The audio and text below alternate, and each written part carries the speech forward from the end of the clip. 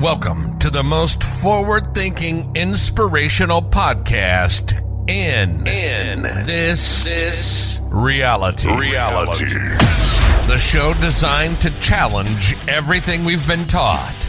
If you've ever felt there had to be more to life, more to existence, then you're listening to the right podcast. Time to open your mind and dive in. This is the Mental Mastery Alliance podcast. And here we go. Ladies and gentlemen, welcome back to the Mental Mastery Alliance. I think we're on episode 345 would be my guess. It's an educated guess, but it's working for me. Today we have an amazing guest. I think it's always funny that I do like a build-up for the guest. Meanwhile, you click the episode so you see his name in the title. Today we've got Guy Anderson. I came across one of his posts through a mutual who shared him. I'd never seen anything about this guy before, but that one post just said to me, you must talk to this man. And it had to do with Tesla and the Cabbage Patch Kids, and we had just been doing some digging into the Cabbage Patch Kids. Ladies and gentlemen, if you haven't looked into this idea and theory, it's one that'll take up a lot of your time. And lucky for you, our guest today has a book, and we'll be redirecting all of you guys to his website towards the end of the show, so you'll be able to take a look at that and expand a little bit further. Without further ado, however, welcome to the show, Guy. Super happy to have you here. Thank you for having me on. I really appreciate it. Excellent. Yeah, it's, the post, again, I wish I had the post in front of me, but it's been so chaotic and so hectic that I'm just so happy that we got you and that you were available and that we could speak. This is going to be a really fun episode. We're going to talk about all kinds of stuff, ladies and gentlemen. This man is an expert on many different fields. I say expert, maybe I use that term loosely. I don't know. I don't want to, puff too much smoke, but we're all experts if we try hard enough. So I got to ask you, what took you from every day, wake up, eat your cereal, go to work, to moderately aware to, becoming aware? What was the trigger for you that said, hey, something's askew here? That didn't happen suddenly. I was grown up. I was brought up and raised that way. My dad, he started me on the journey. So when I was a kid, when I was in my teens, he got me reading books that really, I was probably too young to appreciate at the time, but I started reading books on Atlantis, on Egypt, on Jesus, the Holy Blood and the Holy Grail, right. And then a lot on Freemasonry, because he was a master Freemason. He joined to gain knowledge, occulted knowledge. So I grew up with it. So I didn't suddenly wake up. I was always aware that things aren't quite how they appear. And it just developed as I got older. I read more and more and more, then joined the Freemasons, then got ordained. Anything I could do to get more knowledge. So it's inbuilt. It's in my DNA. I do believe that. I do believe that's the case. Yeah, I personally, didn't have that luxury. I came crashing into it. I mean, I started asking questions personally around 9/11, and it sort of grew from there. But that was my first foray. And then, of course, when you look into it, you see things like Black Tom, you see things like Pearl Harbor, Tuskegee experiments. You just see how it's all laid out for you. We just watched a movie called The Home, and I'm sure you're familiar with Hollywood telling you the story, or forced to be telling you the story as they're doing it, type of thing. Like part of the trick is to tell you to your face what they're doing to you. Yeah, I've written about that. It's karmic retribution. That's why they do it. Yeah. So this movie, The Home, it's Pete Davidson, and he's basically telling you what goes on in some government-run old age homes. Like, it's just absolutely wild how they, when some companies need to do testing on human experiments, they do it in the old age homes because nobody's going to care if they're senile towards the end, and nobody cares if they die because they're in the home and they're already at that point. So it's a wild thing, and they just say it blatantly. And since Pete Davidson can't act at all, he's just basically telling you to your face, what they're doing. And, there's so much of this to me that is absolutely fascinating. My question to you is, especially now, knowing that you are a master mason, and before we started recording, you had talked about walking away from it, or you had to get away. My curiosity is, were there any repercussions to you leaving the Masons, or was there anything that you had to jump through, or what was your trigger? Walk us through getting in, starting, going through it, and then walking out of it. Well, I joined a long time ago, over 20 years ago.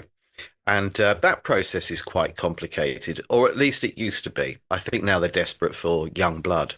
Mm-hmm. So they're often recruiting, trying to get people to join. But when I joined, it was harder. You were interviewed, and then a year later, you would be initiated in the lodge. And during that period of time, they would check your history, check your background. Um, I'm not sure how deep they go, but they, in one case, I know of my friend's father, when he joined, they said to him at his interview, "Why do you call yourself Jim Redmond? Your surname isn't Redmond. Redmond isn't your father." Now, he didn't know that. That's how far they go. So I joined because I wanted to know what my father knew, and he wouldn't tell me. We didn't have a great relationship. He wouldn't tell me anything. Okay. And I understand now that he could have. So I joined. I thought I would get my all of my questions answered. I thought that they would share with me who was running the world, who built the pyramids. But that's not the case. You learn bits and pieces. I learned quite a lot actually about King Solomon, but actually they don't really give you that much at the lower levels because there are 33 degrees, Right. and most people only get to the third. That's Really? it. Yeah, which is what they call a master mason. These are craft degrees.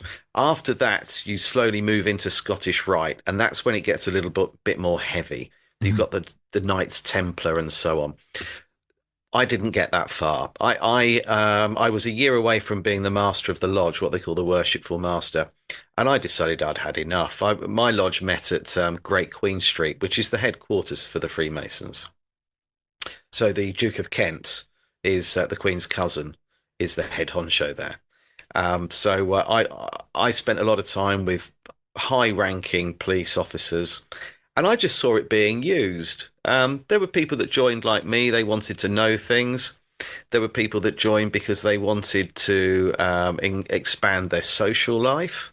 There were people that joined because they'd become widowed and they were lonely and Mhm. they just wanted to belong somewhere. But there were a lot of people that joined to accelerate their career and normally within government positions. And you can really, you know, raise through the ranks in the government, in policing, But and in Freemason. what are you giving up to do that? Like you just said, I mean, you guys can't see it, but when he said you can race through the ranks, his eyes lit up. So he was visually expressing the importance of that statement. But what do you have to give up? What's the sacrifice? There is there's no sacrifice. But you'll find, as I said before we went on air, that the majority of the people that talk about Freemasonry have never actually joined. Mhm. So they've heard something or they've read something, and it's just not like that. I mean, don't get me wrong, people abuse it. I left because I was sick and tired of watching police officers mainly get promoted just because they were Freemasons. Because the deal is that you can't do anything to harm another brother. Mhm. So if I was pulled over for speeding by a cop that's a Freemason and I shake his hand or say something that might catch his attention, he then can't do anything to harm me. And if he does, then I can report him and he can be kicked out of the Freemasons. And if he's really into it, then he's not going to want that to happen. So the idea is you look after each other, Mhm. and that's abused. So let's say I am the head of a police department and you are the bottom rung. Over here, you'd be a constable and I would be the chief inspector. There's a promotion coming up for a sergeant's job. You are a Freemason in my lodge. You apply for it. Well, if I don't give that to you, then the next lodge meeting is going to be a bit of a bumpy ride for me.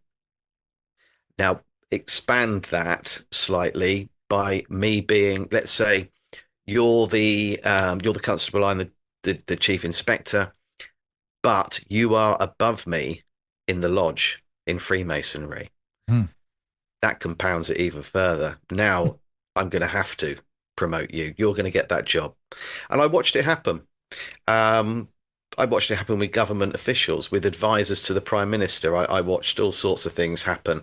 I was a tattoo artist. I had nothing to gain from joining. There wasn't anything that I could do. These people do not want to get tattooed. I stood out like a sore thumb. Right. I wanted knowledge. That's all I wanted. And when I saw it being abused day in, day out, I just got tired of it. And obviously now I've spoken out about it being abused, and and I've written about it too, and why I left.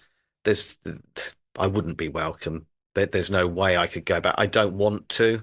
It's not what I thought it was when I joined. And are there any repercussions from leaving? No, you just stop going. People do it all the time. People just stop for lots of different reasons. They might move. They might be in financial difficulty. They might become ill or lose interest. So people, there are thousands and thousands of lodges and hundreds of thousands of Freemasons. If a few stop going, no one's going to take any notice. It's not a thing. The only thing is when you start speaking out about them like me. Mm-hmm. So I have to be a little bit wary of that. Yeah. Am I in any danger right now? No one's in any danger. No.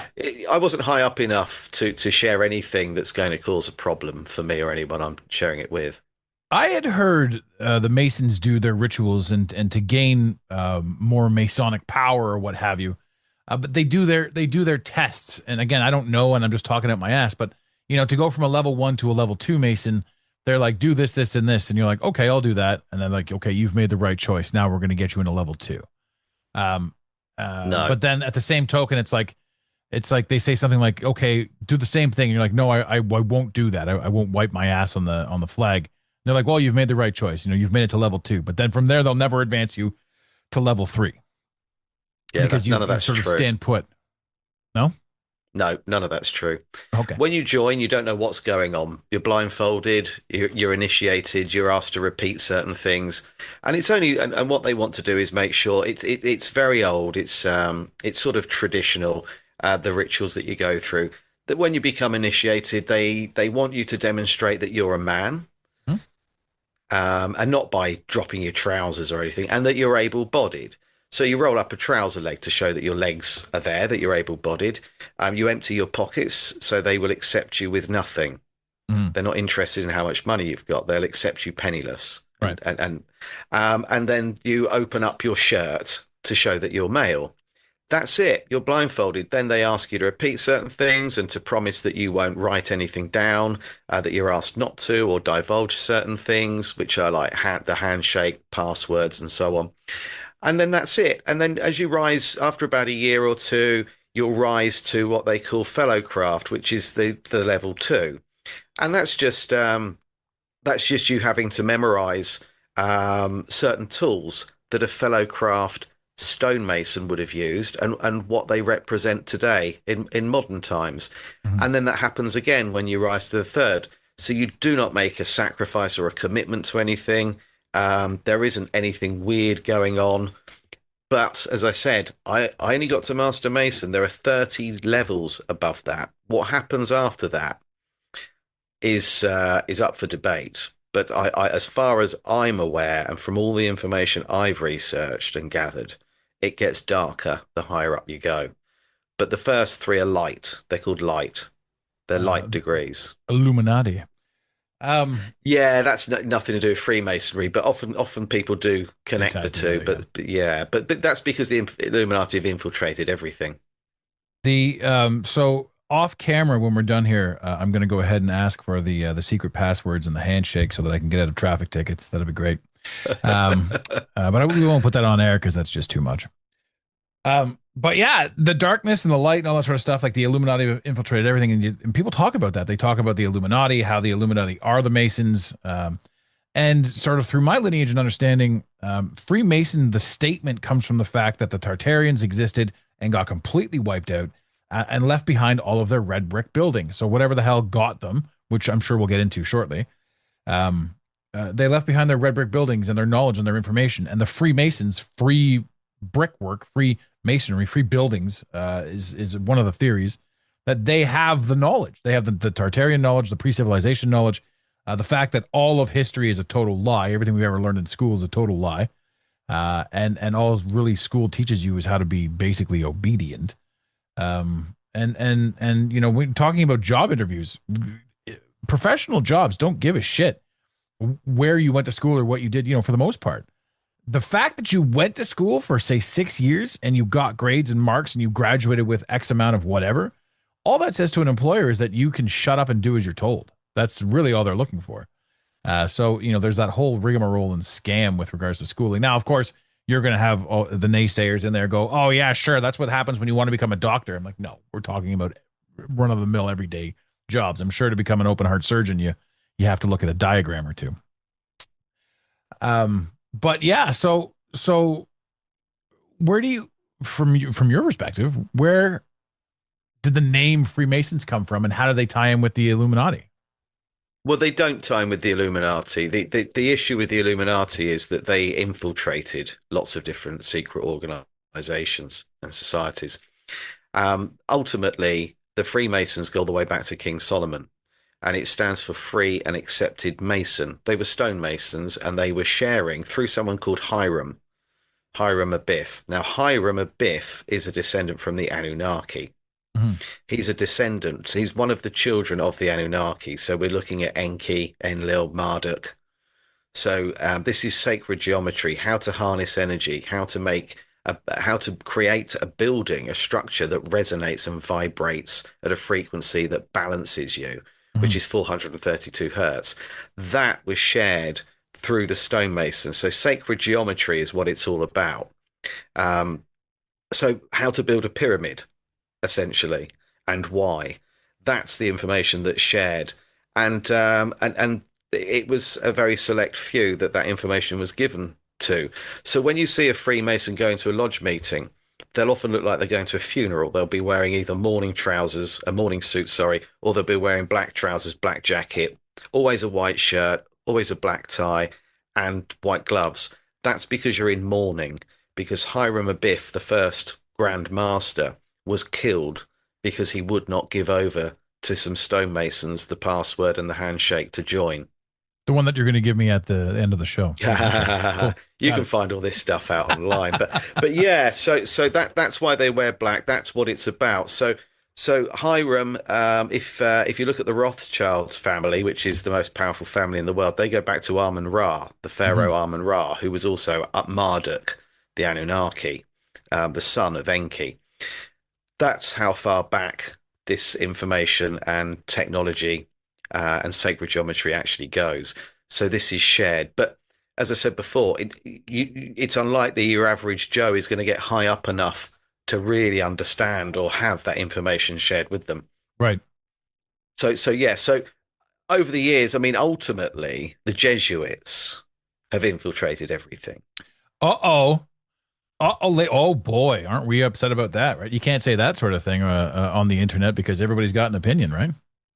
Well, I mean, all paths lead to Rome, don't they? And it's the Jesuits that infiltrated. I mean, it's the Jesuits that wiped Tartaria from the map. It's the Jesuits that infiltrated the Illuminati and Freemasons, the government, all of the big organizations out there and businesses. It is them. And, you know, sat at the very top of the heap, if you like, is Pepe Orsini, the Grey Pope. So that's really who is controlling everything. But it's actually the most powerful person in the world is Alexandra Rothschild, who's the head of the Rothschilds family and business empire. He is the most powerful person in the world. Ultimately, that's who people are reporting to. But the church, the Catholic Church, and the Jesuits is run by Pepe Orsini. It's all the same family. They're all Rothschilds, whether you want to call them Bush, Trump, Hitler, Windsor. They're all the same, yeah. Churchill. They're all actually Rothschilds. Yeah. And they go back thousands of years. Yeah. I saw something not too long ago, and I'd seen it before. And it was you that shared it. It was Amun-Ra, House of Ra, Venetians, Rothschilds, and Alexander. And I was like, fuck. It's one of those. It's one of those moments where it just hits you, and you're like, "Come on!" And you see the lineage, and you had been talking about the Anunnaki, and the audience knows them for the most part. But if you don't, ladies and gentlemen, the Anunnaki are fallen angels that mated with humans, created offspring, and that's your quote unquote giants, your mythicals. It goes along the same lineage as those who hid dinosaurs? No, hid dragons with the invention of dinosaur bones. So, I mean, history in itself is absolutely absurd. These bones exist. They don't belong to the things that we think they belong to. But the funny thing is, we hear things in today's modern age about war. I don't know about you guys, but Canada gave billions and billions and billions of dollars to Ukraine, and it was all just, you want to say things like money laundering and all that sort of stuff, but the funny thing about this is, all of these people, they invented money. So meanwhile, you and I are over here perpetually hunting a fake item. They invented it. So when people say things like follow the dollar, or the buck stops here, or if you want to know what's really going on, follow the financial trail, that's all absurd, because money in and of itself is one giant Ponzi scheme that's designed to keep you distracted from your true purpose. So goes my information and my understanding of all that. How far into it did you get? Did you understand, or did you see? Because I haven't figured this out yet. Why the whole purpose of erasing the Tartarians, and on top of that, the purpose of not only erasing them but allowing us to find them. So it's not like they took it away and we somehow figured it out. There's an episode of South Park, and this is back when you and I were just talking. I don't know if it was off camera or on camera, but we were talking about how they ritualistically they have to tell you to your face what they're doing. So Hollywood tells you what they're doing, and we just dismiss it as movies. But South Park did an episode called The Hardly Boys, and they were solving a mystery. And in one scene, everybody from South Park is in front of George Bush. He's the president at the time.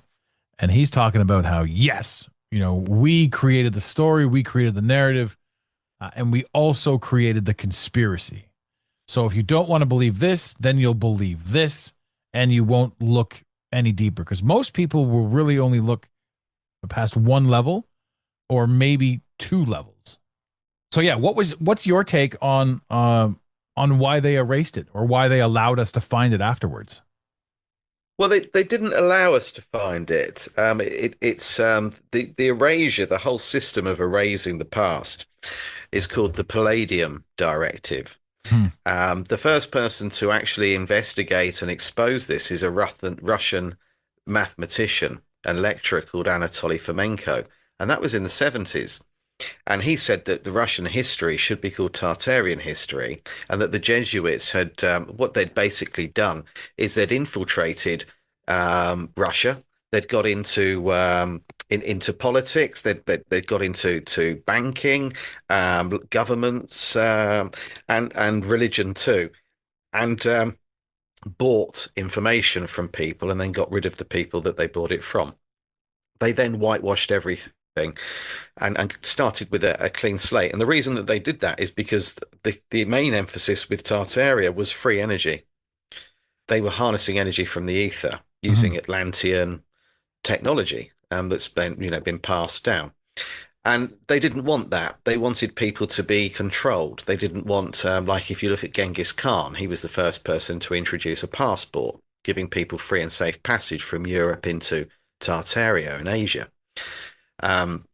He also allowed people to practice any religion they wanted to. The Jesuits didn't want that. The Catholic Church wanted to control religion, to control the people.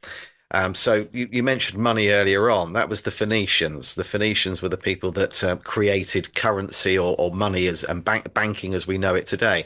The Phoenicians today are called the Jesuits. That's who they morphed into.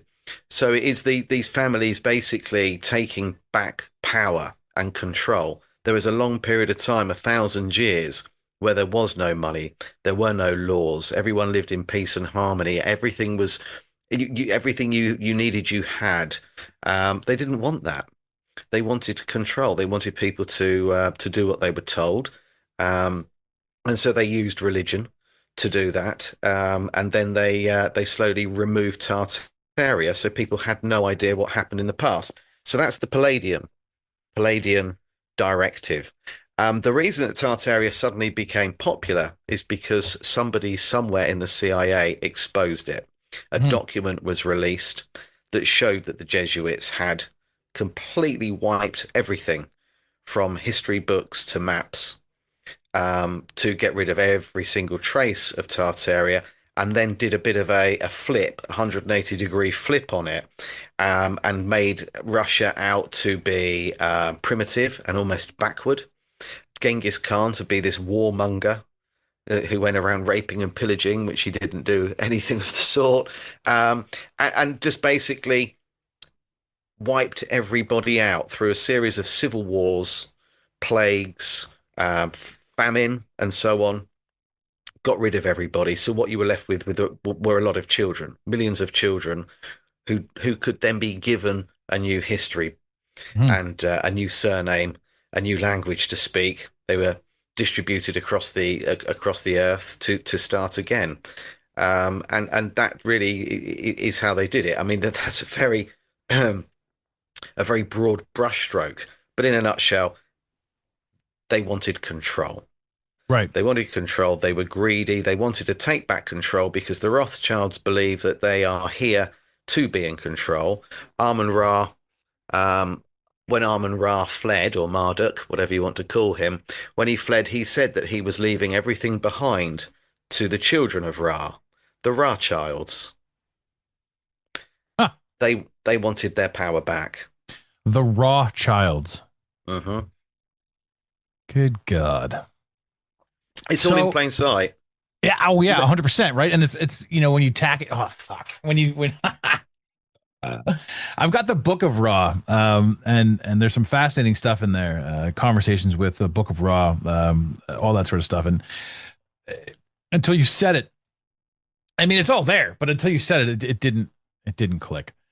Well, that's when you go to church, when people say amen, they're actually saying amen. Amen. Yeah. The Old Testament is all about the Anunnaki. Gods is plural to start with anyway. The gods that they're referring to in the Old Testament is Enki and Enlil. When you say amen, you're worshipping or paying homage to Amun-Ra. So basically, but if you follow the Old Testament and you believe in the Old Testament and you go around saying amen and you pray and you worship to the God in the Old Testament, you are praying to the Rothschilds. So stop. wait a minute. My brain is doing a thing. So when I'm in church, in my Christian/Catholic church, I'm praying to the Rothschilds? You are. Ladies and gentlemen, you heard it here first. Maybe not first, but fuck, you heard it here.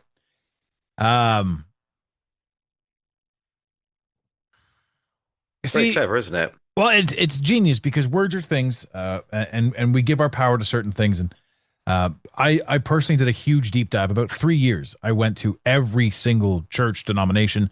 I went to every place I could go, place of worship, and I sat in and I watched and I learned as much as I possibly could. And you realize when you do that there's a piece of truth in every single religion, but there's no truth in any one religion. And it's neat to sort of witness and watch this, but with regards to Catholicism, and this is just a personal opinion, ladies and gentlemen, hate me if you want. But with regards to Catholicism, it's as close to Satanism as you can get when it comes to sort of hunting down the religions and understanding it.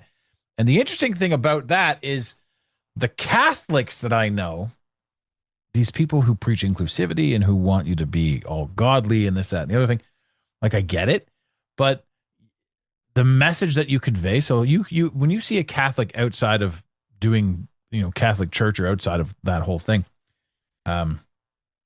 you really understand that these people are extremely judgmental.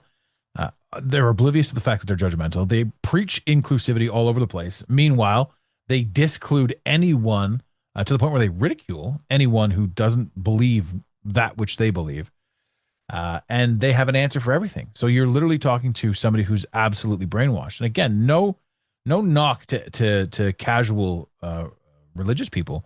The knock would be to the zealots. The knock would be to the glorified ones.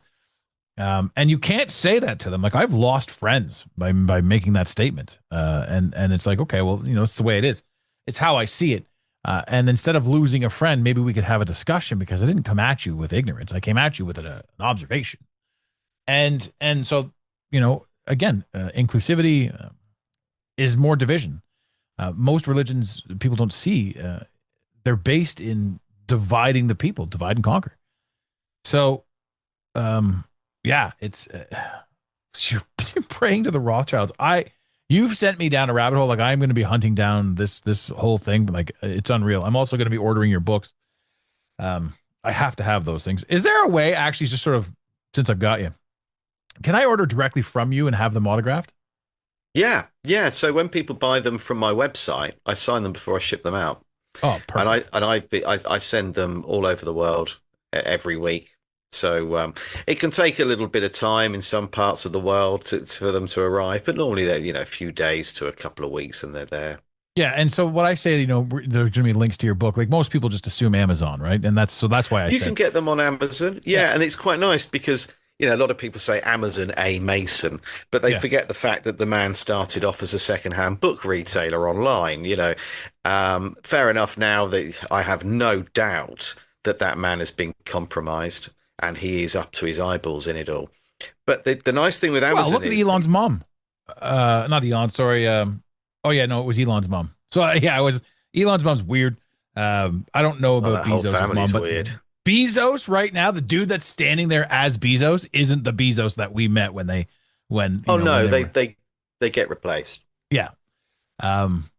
I love how you and I just nonchalant. Oh yeah, of course, replacement. Yeah, you guys remember The Island, the movie The Island? Scarlett Johansson. Yeah, that's what they're talking about there.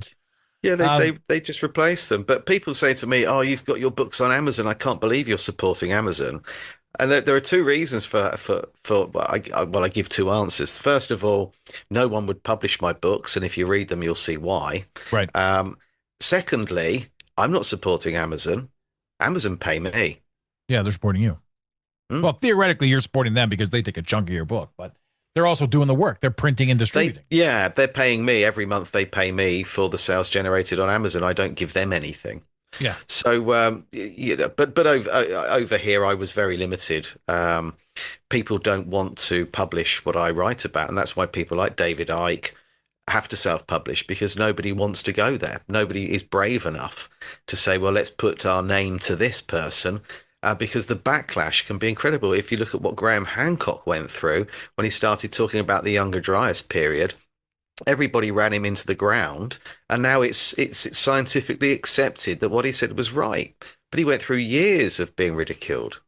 Well, so I got cancel culture. I got canceled, and we also got slapped and flambasted because day one I denounced COVID. And that, from day one, that was. Didn't you believe it was a real virus then? Never.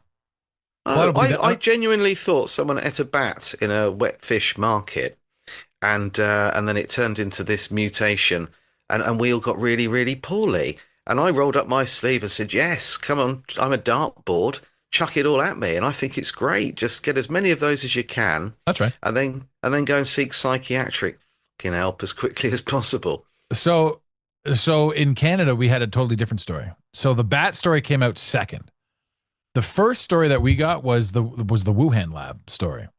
And we didn't get the story per se. So the way they delivered it to Canadians was there was news articles of countries in Asia, of people standing on the street and just dropping dead. And they put that on the news. They just showed people standing on the street dropping dead. And so people were like, what's this all about? And so that was the precursor or the pre-announcement to the Wuhan lab leak.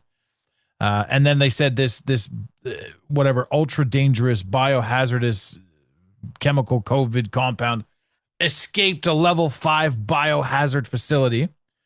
And you need to put a piece of paper on your face to protect you and your loved ones from you. You're protecting them from you. It's not the other way around. You're not going to catch it. You're going to spread it. So now you have to wear a face diaper. So yeah, it's definitely an interesting. Definitely was interesting being canceled. And what happens when you get canceled? The first time you get canceled, you're like, this sucks. This is going to hurt my reputation or what have you. But you realize you can't get canceled. So every single person that wants to shit on you, no matter what, they're driving your audience to you. If they stop following you, good. They weren't your people in the first place. If they talk shit about you, those who are intentional with their message, word, and person will find you. And so what ended up happening with us when we got canceled the first time was the people hated us. But as I'm about to go into, the next episode that I record is going to be all about how the internet's dead and how basically we're in zombie internet land, and it's pretty much 90% bots. Dead internet theory, yeah. Yeah. So so that's what we're jumping into. The next couple of episodes is going to all be about dead internet. And so you realize that as soon as they put those warnings on your account, you then become validated to the real people out there. They're like, oh, this person's sharing misinformation. I want to know what they have to say. And you realize that cancellation at that point becomes your friend, which then rolls into my opinion of duality. Like without the negative or the fear of the negative, you're not going to experience the positive.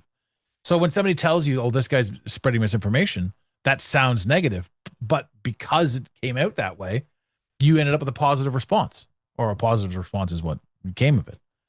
So a huge fan of that. I digress though. We're on a bit of a tangent. I want to go back to the Cabbage Patch Kids.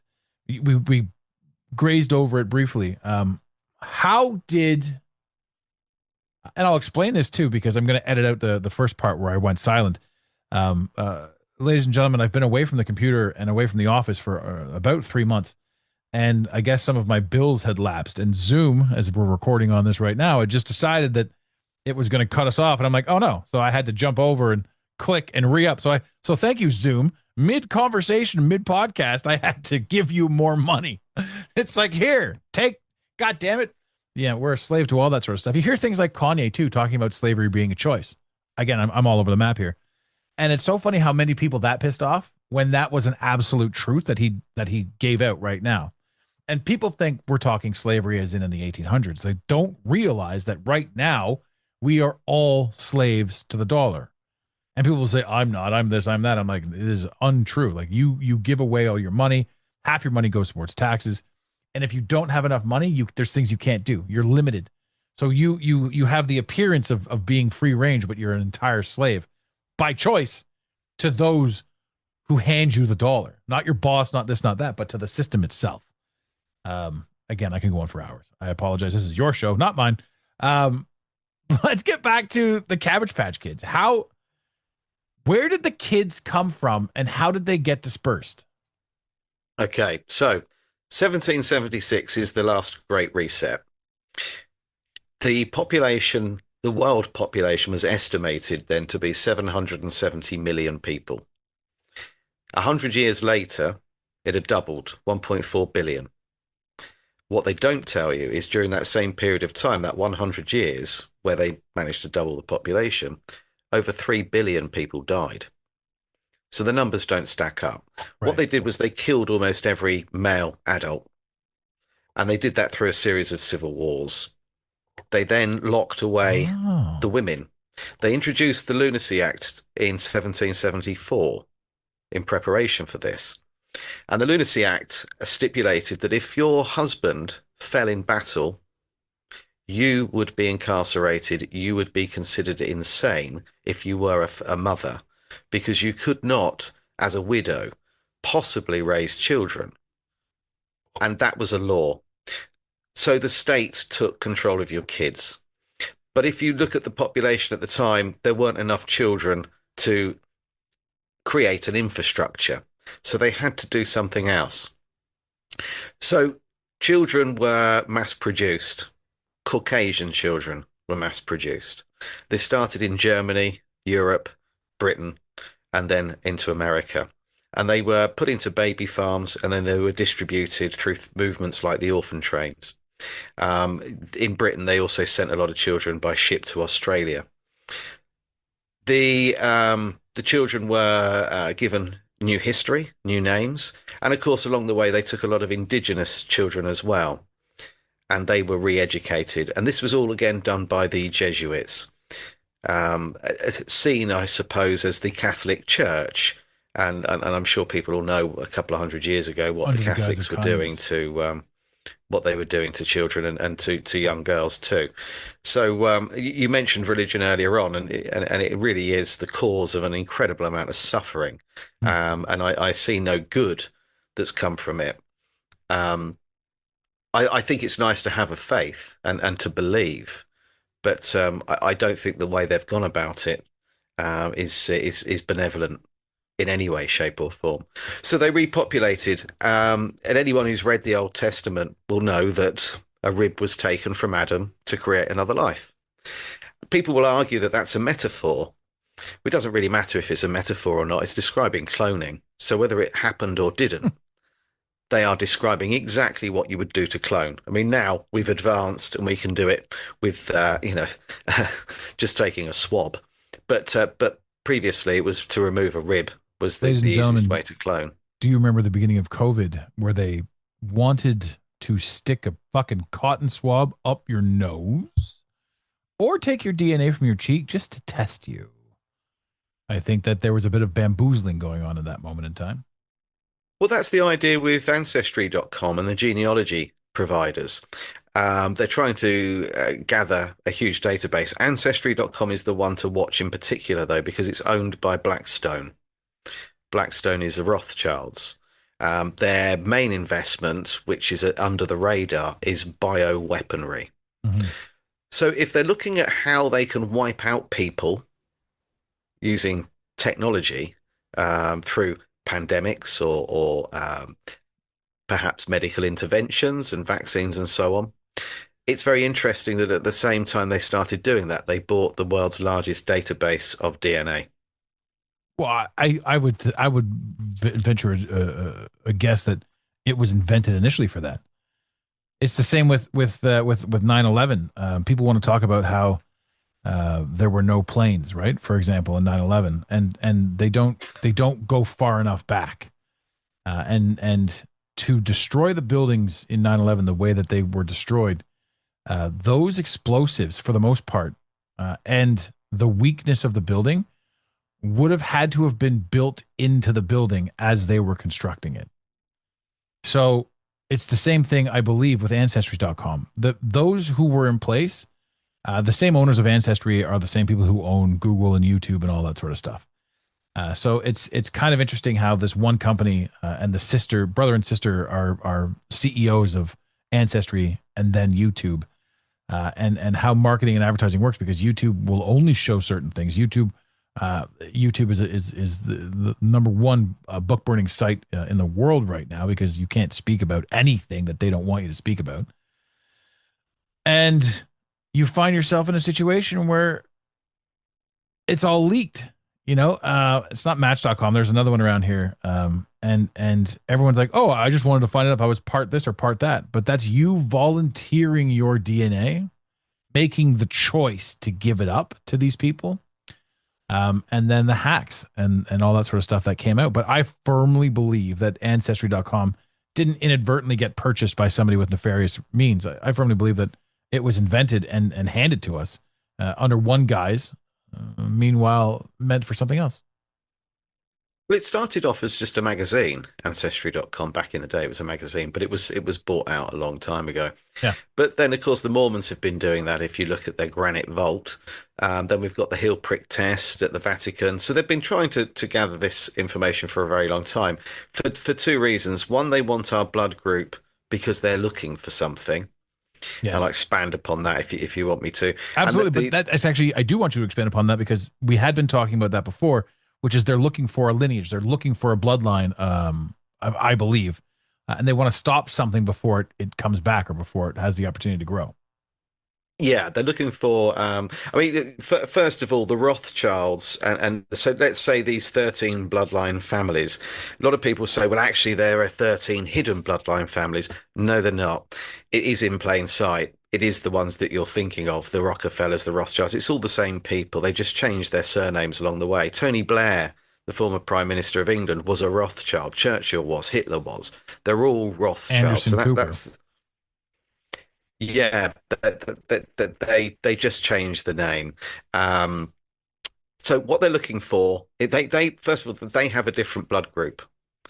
We don't know what it is, but it's not the same as ours. People will say, "Oh, I bet it's Rh negative." No, no, that's misdirection. Rh negative is Atlantean blood. That goes back all the way to Atlantis. The one they're looking for is Rh null. That is what they're looking for. Jesus was sent here. There've been lots of prophets along the way, Muhammad, Jesus, and so on. Jesus was sent here to do good.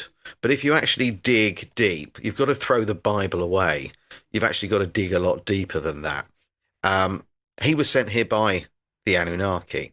They're not all nefarious. They're benevolent, and of course, by Anunnaki, they're not called Anunnaki. They're called Sam. SAM, Sam. They don't call themselves Anunnaki. That just means the people that came from the sky or light beings. Some people call them fallen angels. They're beings from a far more intelligent and advanced civilization than us. He was sent here to get us back on the right path, and he had offspring. He had descendants. He had a brother. His brother's called James. Well, that's what we call him. The descendants are what they're looking for, and it's Rh null, and they're trying to find as many people as possible because they're carrying something that they don't want. They want it removed. So that's what they're looking for. Man. So talking about Jesus, talking about Freemasons protecting the chalice, protecting something, talking about the chalice. I'm trying to think of the Holy Grail. The Holy Grail. Right. Yeah. So the Holy Grail, with the general imagery that we have, is a cup. Yeah, it's not. But they say the Holy Grail is the bloodline of Mary Magdalene, which is Jesus's wife, not the whore of Babylon, even though they've told us that she's a whore, but she was really the wife of Jesus. She was the bloodline. She was the bearer. And these guys were designed specifically to protect that secret.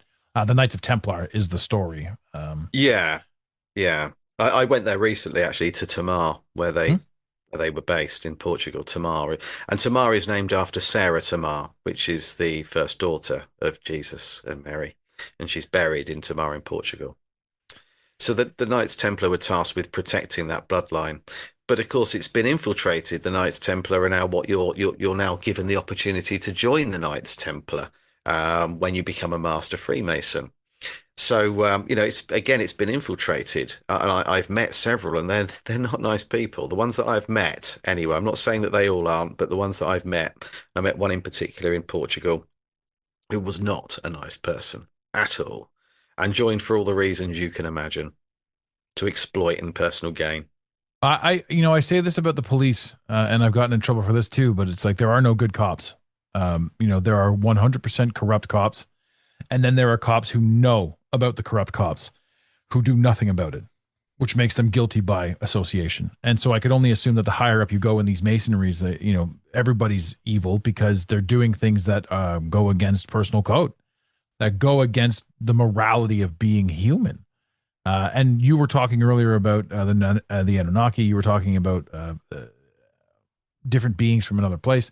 One of the things that I've come across, or that I've sort of deduced in my studies, is that humans are led to believe that we're the top of the food chain.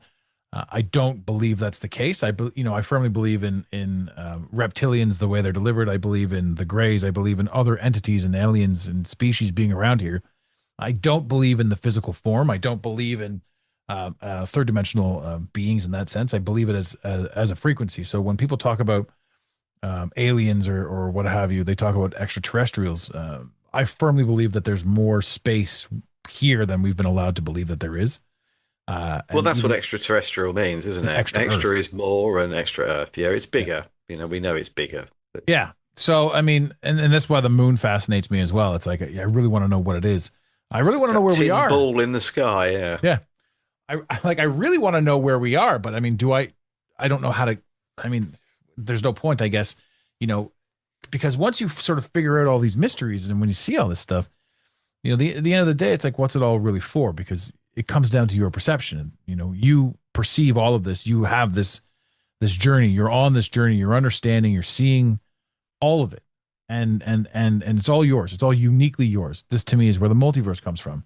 The real people that are down here that are experiencing this are layered on top of things. So your experience and my experience are layered. You and I are both clearly awake and aware and talking about certain things that others aren't talking about. But your existence amplifies my existence. Yet you and I are living two completely unique lives. And so when they layer on top, you get, you know, a whole skew of things. And that's where the NPCs come from too. I think that, you know, the non-player characters, the people that are down here that aren't thinking, that aren't doing anything, exist as enhancement talent for this. I can't find another reason why they would exist. Those who don't have the ability to think. I don't know if you can expand on that, or if you have an idea as to you know what the NPCs are versus what you and I are. I'd love to hear that too. Yeah, certainly. So the NPCs are people that do not carry memory in their DNA. So if you are one of these people that questions everything, stared out the window at school, think that things don't make sense, wouldn't take the medical intervention, didn't fall in line, then that's because inbuilt in you is the memory of your ancestors that's telling you this isn't how we're supposed to live. This isn't how things are supposed to be. But because they had to repopulate to provide an infrastructure, and if you look at the Industrial Revolution, you will see miners are children. That's why we call them miners. Miners were children. All of the factories and workhouses were full of children. Where are the adults? Nobody's asking that question. Where are the adults? Why is it just children mining and working in the farms and in the factories and workhouses? There are no adults about, or certainly not very many of them. So they started with a blank sheet. If you traced back your ancestry to the sort of mid 1800s, you might find that you can't go any further back than that. If you can't, it's because your ancestors were cloned. They were Cabbage Patch babies. They will not have the memory of what happened before. They don't know anything. And because that represents about 80% of the population of the Earth, that's a large number of people that have no inner dialogue and don't have that inbuilt suspicion that things aren't quite right. Some people will say they're soulless, and that's not true. You can't. Dolores Cannon said that, and I don't think that you can say that they're soulless. I think everything living has a connection to the source. I think we have that inbuilt in us, whether you because that would be saying that IVF, children born from IVF are soulless. So I don't think that that's the case. I think they just don't have that connection because they're not carrying that information in their DNA. We know our DNA carries memory. We know that. And so if your DNA only goes back to after the last Great Reset, then you're not going to know how things are supposed to be, through no fault of your own. So yeah, 80% of the population have think that this is just how it is. They don't know any different. And it may well be that you married one, your best friend's one. There'll be people within your family where the DNA isn't as strong. So they may well not question things like you do. My brother's the same. He doesn't. He thinks half the things I go on about are mad. Jiffy bags. Yeah. So it's not that they don't have a connection or they don't have a soul. They're just not carrying the data that we're carrying because their ancestors are cloned. How? Okay, so I like that. That's an interesting factoid. How though can I come from an NPC mother? Well, you could quite easily come from an NPC mother, but your father will be carrying the information in his DNA. So it might not be as strong, or it might be that it's a little bit like recessive genes. It might be that, both of your parents, well, look at it, just as an example, you might have a mum and dad where they both have blue eyes. One of the children has blue eyes, the other one has brown, and people start saying, well, hold on a minute, are you sure he's yours? And things skip. Things are different. We're all diluted in different quantities.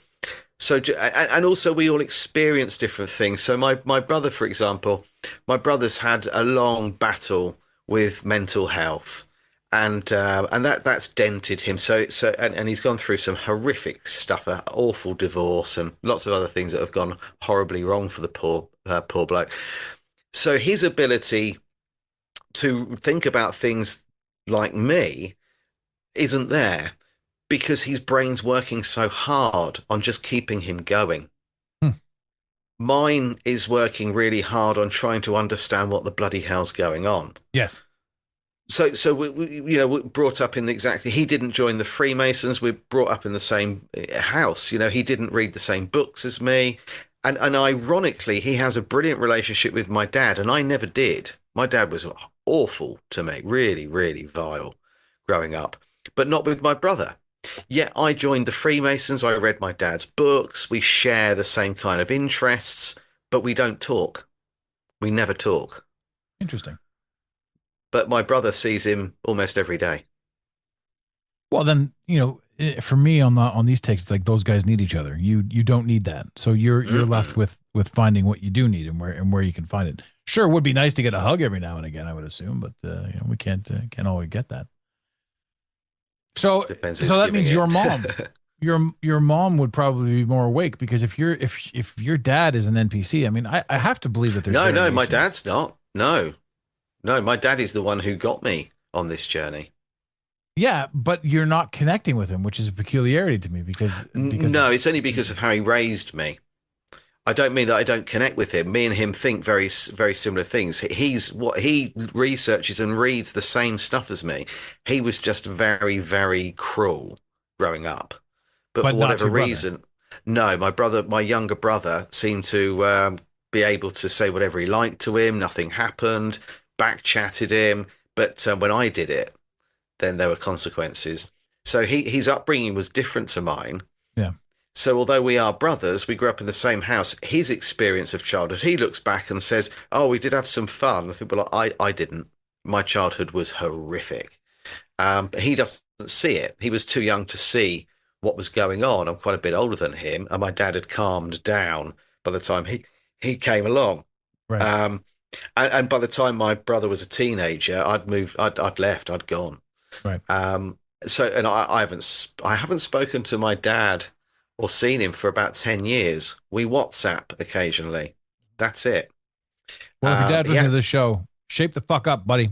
Give your boy a call. Well, funnily enough, I got my dad as an olive branch because he's very, very clever bloke, very well read.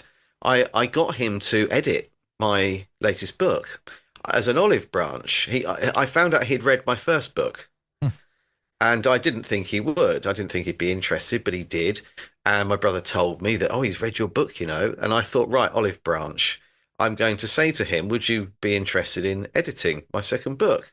And he replied and said he'd love to. And it was, nice to hear from you, blah, blah, blah. So I sent him a PDF of it and he edited it. And as soon as he'd finished editing my book, the second book, I never heard from him again. Yeah. Well, he got a glimpse Bizarre. of you anyway. He understands you a little bit better now. Yeah, but it's so my point is that you are a product of your environment, and because my brother was treated as this sort of baby his whole life, even now he's treated as someone who perhaps needs a little bit more attention than I would. We think about things in a different way. And therefore it may be that some people think, well, I'm wide awake, but my mum isn't. I'm wide awake, but my brother isn't. More awkwardly at times, my partner isn't, and I am. My partner went and took all the shots, and I didn't, and now we've fallen out. And I think that your environment and your upbringing can change your perspective on things. So, but inside, deep down, you kind of know that things aren't right. But Yeah. these NPCs or clones, they don't know that, and it isn't because they're stupid or they don't have a connection to God or Christ or the Creator or what I consider to be actually some sort of divine source of energy. Um, they do. Every living thing has that connection. It's just stronger in some than others. Yeah. Yeah, and from that point, when you take that, you're like, okay, well, this is my experience, and regardless of who I can convince anything of, you realize that even anyone that you're trying to convince anything of is just more canon for you to understand it yourself. Um, Therapy for me is this podcast, being able to talk about everything, being able to take everything in, and then pour it all out into the basin that is this podcast, which allows me to pull more in, which I assume you're doing with your books. You get that out there, and it still is your knowledge. It's esoterically yours because you've written it down, which allows you to pull more in and create more synapses and more understanding, more comprehension. It's, I don't know, this world that we live in, to me is absolutely beautiful. It's a mystery of, you can look at it negatively and you can see the negative, or you can look at it positively and you can see the positive. And I choose 100% to see the positive because, much like you, my childhood was wrought with fucking ridiculousness. It's chaos. And I really like the way I think. And we were having this conversation, a girlfriend of mine, last weekend. It's possible that I shook my brain awake at 14 from doing acid, LSD, and opening the minds. Like, was it Alan Watts said it best when he said psychedelics, they can give you the message, but much like the telephone, once you got the message, hang up. You don't need to constantly do psychedelics, but they can help. Am I an advocate? Absolutely. I say this because if you look at, we were talking about earlier about frequencies and vibrations, and if you drink alcohol, you're lower vibrational. This stuff lowers your vibration, brings you down, allows the spirits into your soul, however you want to look at it. But all the other, like so many of the other drugs, are enlightening drugs. Mushrooms, for example, raises your vibration to the nth degree. You can see things differently. You understand things differently. You put things together. So many people want to live in a negative or a fear or a lack or a scarcity. But the higher vibrational frequencies, the higher up you go, the better you feel. So, legally, don't do mushrooms. But mentally, wow. So it's that kind of stuff that allows me personally to see these things. There's a lot of movies too. Speaking of the Cabbage Patch Kids, I'm drawing a blank of what the name of this one was, which is terrible because my brain's usually on fire with that. It was a television show where there was like World War III took place or what have you, and they had built a bunker in a mountain, and so everybody moved into this town in the mountain. And this is the whole story, the whole telling of the Cabbage Patch Kids again. How, your generation won't even remember outside of the town or outside of the mountain. You'll think it's all there is, which is like on a much larger scale. One would say, oh, the size of a mountain. Oh, you would know that your town is, but it's like, to me, it's like just telling you the story. It's making it palatable that 1,000 people move into a small town and inside a mountain and they're all safe. You make that the grand scheme. You make that quote unquote Earth with its continents and its ball straight shape and it's floating in infinite space. So there's absolutely nowhere to go anywhere. You don't think to go anywhere. You don't even ask, or you're like, whatever, it's a ball. We can't go anywhere. It's space out there. We have access to absolutely everything. These are our limitations. These are the limitations that I accept. This space, this Earth, this realm. But that's not the case. So you and I haven't even dabbled with this, but I love the topic of flat Earth. I don't believe in flat Earth personally, but what I will say is flat Earth got me away from globe Earth. So I can't possibly believe in a globe because none of that makes any sense. Flat Earth has its own holes too. My curiosity now with somebody of your ilk and your brain, I love that reverse spiderweb, by the way. I don't know if you're showing that off your elbow. That's fantastic. What's your take? What's your take on where we are right now after everything that you've sort of figured out and learned? And what's your take on where we are? Do you mean what we're stood on? Yeah, exactly. Yeah. Well, I think it's all very clever. But the problem is that, well, first of all, that's why I said, what we're stood on, because you will tell people that you live in Canada, you live in America, you live in Australia. You don't. You live on it. You don't live in it. No one dug a hole. You're not living inside it. Right. You live on it. So that's the first thing. We live on. I live on England. I don't live in England. Secondly, when you're given two options, and bearing in mind that the Vatican control both options. So whether you're talking about the theory of evolution, The Origin of Species, written by Charles Darwin, that was funded by the Vatican. So the Vatican had control of an alternative narrative. So it's all very cleverly done. When you're given two options, my guess is that the truth is somewhere in between or entirely different. Are we on a spinning ball? No, obviously we're not on a spinning ball, are we? Most people thinking logically will understand that that's not possible. Yeah. If it was, then we could get the Hubble telescope, zoom in, that we could get that to the top, to be above the North Pole, zoom in on Australia or somewhere lower down, and it would appear that cars are driving on their side or upside down. We would see that, wouldn't we? And we don't see it. So my guess is that the Earth is a lot bigger. I think that there is a firmament. It's referred to in the Bible. NASA would call it the Van Allen belt. There is something keeping us stuck here.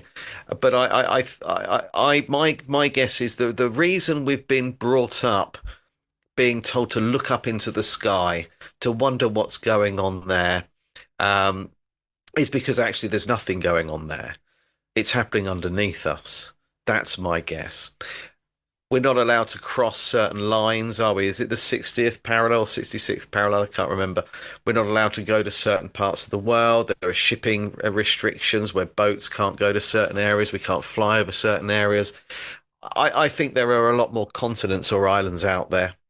I don't know about the ice wall, but my gut feel is that we are surrounded by something like that. And there are things the other side. But I think that there is a lot more going on underneath us. That's my gut. We're told when the system tells me to look up, I think look down. When it tells me to roll up my sleeve, I roll my sleeve down. Yeah, put on sunscreen. No, thank you. No, not unless you're prepared to drink it. It's going in your bloodstream one way or another. If you won't drink it, don't rub it into your skin. 1,000%. And people don't understand this. It's not necessarily the sun that's causing anyone to grief. It's the fact that we're absorbing metal particles that's burning our skin in the sun. Absolutely. And then we spray aluminium into our lymph nodes when we use aerosol deodorant. Yeah. It's ridiculous. The communication between the aluminum in your teeth from those who got fillings tied to the aluminum in your armpits. You get me started on that. But when you say underneath, and also with regards to the ice wall, I'm very interested in checking out Summers Gate. But I know that it's militarized. And we're not supposed to ask questions about that either. But I'm also fascinated with the removal of the four continent or the four Greek or the four rivers in the North Pole. That's been removed from all maps as well. And the idea of Santa's Village being in the North Pole, often protected by a force field. In other words, you can see stuff, but you can't see everything. A lot of the times when you hear about the Santa Claus in the North Pole, it's like they have to walk through the dome to see the village. I believe that cloaking device exists. With regards to Earth, I love the idea of the Dyson sphere, where we're, I guess it would be concave Earth. I like concave Earth. I don't fully understand it mathematically, but I like it. Hollow Earth is what you were talking about. Things are going on beneath us. Yeah, we're like a lump of Swiss cheese. Yeah. And, all those stories of the mole people and all that sort of stuff. Like, I mean, there's truth in all lore. I think one of the funniest ones, speaking of lore, we were talking about this yesterday or the day before, actually. The Loch Ness Monster, for the most part, is more than likely a whale with an erection that's just sort of flipping over in the water. They've shown this. They've shown whales with erections like flipping in the water, and then they've lined it up with the Loch Ness Monster. I'm like, oh my god, that's blurred out. This whole time we've been looking at whale dick, thinking it's some sort of mystery. Absolutely fantastic. Also, nobody even bats an eye at the fact that the Bermuda Triangle isn't stealing ships anymore. It's just funny how we just dismiss what was once lore. It was once something. We just roll on to the next thing. The hole in the ozone layer that was the size of Texas. Nobody talks about that anymore. It's just one thing after another. It's just propaganda. But when you talk about what's going on beneath us, are you talking about the Tartarian? Are you talking about the mud flood? Or are you talking about something deeper than that? No, I'm talking about Agartha. I think that there is. I think there are civilizations underneath us, and from from what I've read and from what I've been told and information I've been shared, I do believe that there is a lot more going on underneath than we've been led to believe. I think with regard to Tartaria, some people would have fled. There'll be people that escaped, and as far as I'm aware, and from what I've uncovered, there were giants. There were people that were not suffering from a genetic mutation. There were or giantism. There were people that were sort of 7, 8, 9 feet tall, and it was quite commonplace. I think a lot of those fled. I think they were targeted and fled. And then we've had this sudden sort of push with mythology that giants are ogres, a bit like dragons. Dragons would breathe fire and kill everything in their path and destruct. Lots of destruction and devastation. I think When what in they do is reality, dragons are a symbol of peace. They're a beautiful creature, but they've been bastardized things. in history. Yeah, and they've done a brilliant job of doing that. But I think that most of the Tartarians were killed. I think they were wiped out through war. There were a lot of fires and floods. As I said earlier on, they were left with the children, and the children were whitewashed and brainwashed. And that's where the word great comes into it. So a great reset. What's great about a reset? What's great about a fire or a flood? Why would you call these things great? Or the First World War is referred to as great. And in this instance, or these instances, great refers to one generation of memory removed. So for example, my great grandfather fought in the First World War. He tells his son, my grandfather, the stories. My grandfather tells my father tells me, I tell my son tells his son. Right. It's been diluted so much. And that was the Great Fire of London. We know our timeline's been altered. The Great Fire of London actually took place in the year 666. And at that moment, the Vatican declared everybody internationally deceased. And from that point on, we see the introduction of the kind of Phoenicians putting admiralty law, cabotage law, maritime law. So we become this dead legal fiction, this sort of an asset where we are a commodity, I suppose, that you can exchange, or we have a worth, a value. And that began with 1666, the Great Fire of London. So whenever you see the word great, it is because it represents one generation of memory removed. Amazing. It never even dawned on me. Great grandfather, like you just said. I'm like, holy Christ, that's wild. Yeah, and we have the same thing over here. The Chicago fire, the Los Angeles fires, all of that stuff is erasure. And when you look at the wars all over the place, the wars were designed to just destroy history. Like 9/11. Yeah, at one point there was beauty everywhere, and now it's all just boxed infrastructure. It's trash. So I don't fully grasp or contemplate that the erasure of beauty. But these topics we can go on for hours and hours, but I find them fascinating. So to sort of circle back, also the giants that were then told to us as ogres. I didn't make that connection either. But you live to your environment. I mean, if you want to talk third dimensional, let's talk about that space diagram. We've all seen it years and years and years ago, where it's like, this is Earth, and this is the red planet, whatever. This is like our Earth sun. This is the red giant, whatever. This is the thing. And it goes bigger and bigger and bigger and bigger and bigger. My statement on that was like, when I first saw that, I was like, okay, so it's not like on like the super big planets, if things inhabited those planets that make Earth look like a grain of sand, it's not like there's going to be a gajillion more entities your size and my size walking around.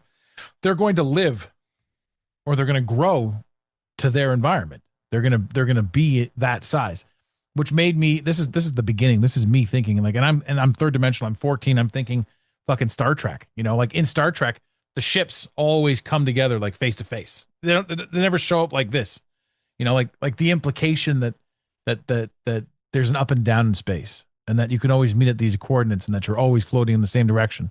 If space is as big and infinite as they're saying, you could be going in any direction. And so, like, why is there always a gyrometer that's got these ships coming together nose to nose? And then infinite greatness versus infinite smallness. You get into space as delivered, and there could theoretically be a life form that makes Earth look like a grain of dust, which means we would get sucked up into a space engine, whatever, even though the vacuum of space doesn't have the ability to propel. So even movement in space as delivered can't possibly exist. I was just about to say that. Yeah. Nothing. Well, exactly. This is my brain. My brain just runs like I told you before. Like it doesn't work, does it? Yeah. This whole traveling in space does not work. If it's a vacuum, it does not work. Exactly. And the vacuum of space meets the atmosphere of Earth, and absolutely nothing happens. And so, these are things that people they don't think about. But yeah, so all of that stuff, to me, it was like, okay, so these are huge things. And then, of course, let's talk about the giant trees. The funny thing is, there's a movie called A Million Ways to Die in the West from a bunch of years ago. And it starts off in the deserts of Arizona, showing the Devil's Tower and all these other things, all these buildings that we just associate with Arizona, for example. And the town that they live in is called Stump Town. And that shit makes me laugh because obviously giant trees and all that sort of stuff. These are the stumps and the remains of giant trees, which would have reached, quote unquote, into the heavens. You can think of Jack and the Beanstalk as lore for that. But at the same time, there would have been giant humans, which you referred to, or we referred to earlier, as ogres. So the humans would have reflected the same size as the trees. I'm sure you've seen that picture in Arizona of what looks like an axe handle sitting on top of a rock. Yeah. That thing's pretty cool. Like, that actually exists, and we're supposed to like not ask any questions. But I say this because, again, you believe in the firmament, much like I do. So in theory, the firmament at the time, or wherever it was, would have been much higher. And so that bigger trees could exist and bigger humans could exist. And when you shrink the firmament down, then you get humans our size. It's also been said that guys like Moses lived until 700 years old. But they're also like, he was 4 foot this. So they bastardized the story. In other words, they're like, Moses, we're all dying young. Like, back in the day, people used to make it to 35 and they thought they were great, which is the story that we think is the truth. Meanwhile, Moses lived to fucking 700. But they say things like he was 4'11" or 4'1", which wouldn't have been true. Moses would have theoretically been Nephilim or higher. So he would have been 11, 12, 13 feet tall. And they bastardized that too. Yeah. What's your take on stumps? Sort of what I just said. Like, what's your take on giant stumps, giants? How do you think that applies? Well, I was just about to say that there was a higher level of oxygen in the atmosphere. And it's that has caused the reduction in size. So they spiked the grid. The grid was spiked. So we live on a circuit board. People would perhaps refer to them as ley lines. You spike that, then you can disrupt everything. And the frequency's out, the oxygen level has changed. They have ruined our environment, and it's stifled the growth of everything in it. So yeah, a lot of people will say, oh, well, that's a natural rock formation, or they'll say that's the remains of an inactive volcano from millions of years ago. No, you can see quite clearly these are tree stumps. Mm-hmm. That's exactly what they are. And there are things you can find. There's something in Antarctica, actually, that you can look on Google Earth at, and you zoom in, and I can't remember exactly where it is, but you can see the head of a dragon. There's an area in Africa which, when you zoom in, you can actually see it's a huge fish. I'm talking miles and miles across, and you can see the scales, the fins. Things were a lot bigger. And of course, the dragons, and the giants have been considered for a very long time to be mythological. And the more you dig into it, the more you start to realize that actually when they say it's a myth, the chances are that actually it's factual. And I think the dinosaurs gave us this sort of backstory to them uncovering certain fossilized remains. I think that they belong to things like dragons. If you look at the T-Rex, for example, it's got these stupid little arms that don't really serve any purpose. Put them on its back, and they're wings. Yeah. So it's a giant chicken. So I think that we've just been given bullshit kind of stories to go along with, and they tick a box and they say, right, well, we've given them the answer to that. We can move on now. And if they start digging around, we'll throw a curved ball that'll distract them. Well, And one I of the think that things that's that what they do. yeah. And one of the things that I've looked at as well is when we talk about the tree stumps, if you take flat Earth as delivered and you look at it with a keen, certain eye, the entirety of what we're standing on could be one stump in the water. Certainly could. And that's it does seem to look that way.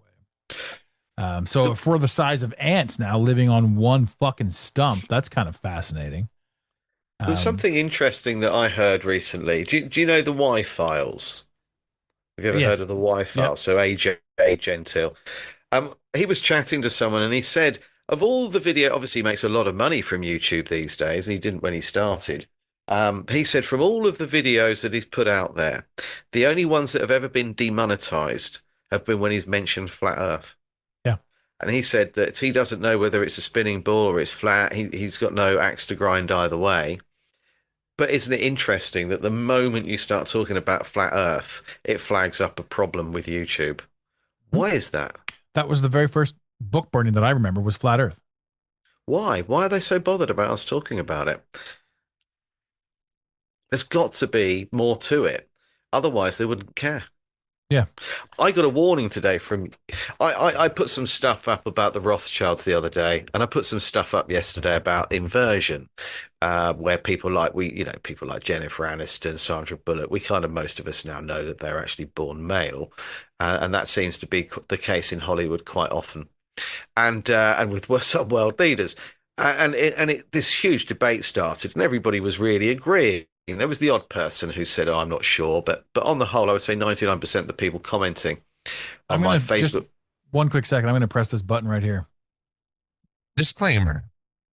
If you're going to soundbite any of this podcast, you must soundbite it in its entirety for consistency and context. Just because you said Jennifer Aniston's an invert, and we've said it before 1,000 times. So that one disclaimer, when I hit that button, you can't take me out of context in this show, and you can't flambase me without, defamation of character and all that sort of stuff. So yeah, that's right. I always hit that. So I think we kind of, most of us are sort of on the same wavelength that there appears to be a bit of an inversion going on, and I've put it down to who they worship in Hollywood. But anyway, this gained a little bit more traction than normal. Lots of people, it's still this morning going on and on about it. I went on to Facebook to just have a look this morning at how many more people were commenting and where it was. And Facebook came up and said that it had decided I was AI. And I had to prove that I wasn't. So it wanted to video me moving my head up, down, left, right. Then I had to wait an hour for confirmation that it had decided that I wasn't breaching any of the community standards and guidelines. And I thought, here we go. I've hit a nerve. And I've been expecting it, but I didn't think it would be that particular post. I mean, I put some really bad stuff up. So we had another show running, and we did an entire episode on Tom Hanks, Oprah Winfrey, adrenochrome, the whole vampire subculture in Hollywood. And this was episode, I think, like 11 or 12 of the other show. So we were a nobody. We were a nobody show. And this episode got over 280,000 downloads. Wow. And so for the first time I've ever seen this happen, normally you get, if like Spotify or iTunes don't like your episode, they pull it. So, you'll have episode 341, 342, but 343 is gone. 344 is still there. Your show exists. The episode's just pulled. After we did the adrenochrome episode, and it was basically us just talking shit. Like there was no proof. You can't prove adrenochrome. I mean, there's a lot of truth markers out there that you could sort of rely on. but they hit us with defamation. They blew up the entire podcast. They wiped the whole show out. I woke up to an email saying your show is gone. Don't even try to get it back. Like, I've never seen that before in podcasts, right? So it was at that point, and this was when we were hosting on Anchor, which was then purchased by Spotify. So now we self-host. So my old show got blown up. Well, my smaller show. This has always been my main show. And it was at that point that I said, okay, fuck it. If I'm going to keep talking the way I want to talk, I'm going to be very careful with how I say what I say. And I'm going to self-host so that you can't wipe me out entirely. Mm. So it's fascinating. The you had mentioned that earlier. Actually, yeah, I was just sort of looking at your thing, and you're like, this is something that you started looking into was inversion, was celebrities, hither and yon. Well, I've been looking at it for a long time, but because you can tell there are markers, as you said, and we know why they're doing it. They've got this sort of, some people say Baal. I think it's Baphomet. I've seen evidence of that, actually. And when I went to the Knights Templar, the Convent of Christ in Tamar, I found a book there, and it was all about Baphomet. And my suspicions were then confirmed that that is who these entities, these parasitic families, these bloodlines actually worship, Baphomet. And of course that is, the head of a goat and the torso of a woman, and then the bottom is a male. It's everything we kind of suspect it would be or expect it to be.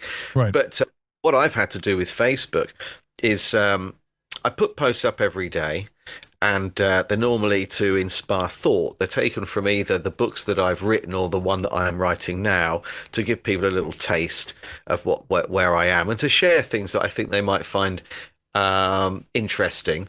Sometimes I put my posts up because I think, am I going mad? Who else is on board with this? And sometimes, admittedly, I put them up to shock people. I want to wake people up. But what I have to do every now and again, I'm going to do it tomorrow, is I can't post on Facebook. So I put a link up saying I've had to put today's post as a blog on my website, so I don't lose my Facebook account.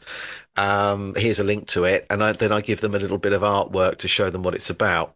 So I did one on Tony Blair. I've done one on Barack Obama, and tomorrow's one is on the Freemasons.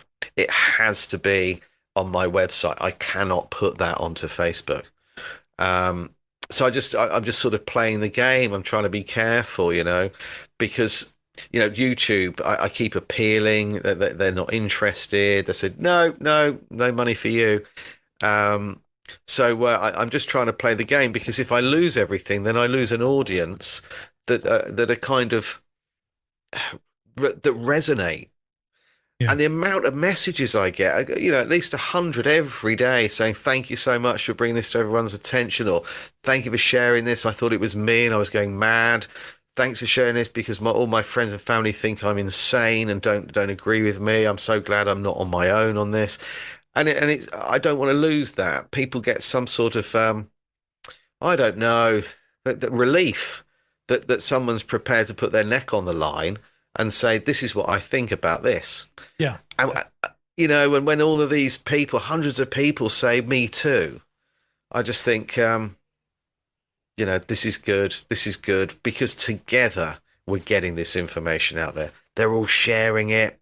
And the more we do that, the more people we will wake up, because there are some people we can't, the people that don't have that connection or the inner dialogue. But there's still 20% of the population that we can wake up, and I think it's a fraction that are actually engaging right now. They just need a little shove, and it could be anything random. It could be my post yesterday on Shania Twain. It could be the one tomorrow on Freemasonry.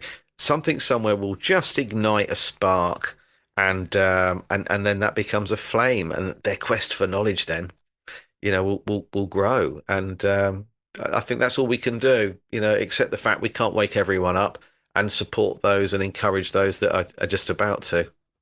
I looked at it myself this way. I wanted to wake the world up, but I realized I can't. And I also realized that for the most part, all the stuff that I do share and do focus on and do try to express to the world is designed to help me understand a little bit better.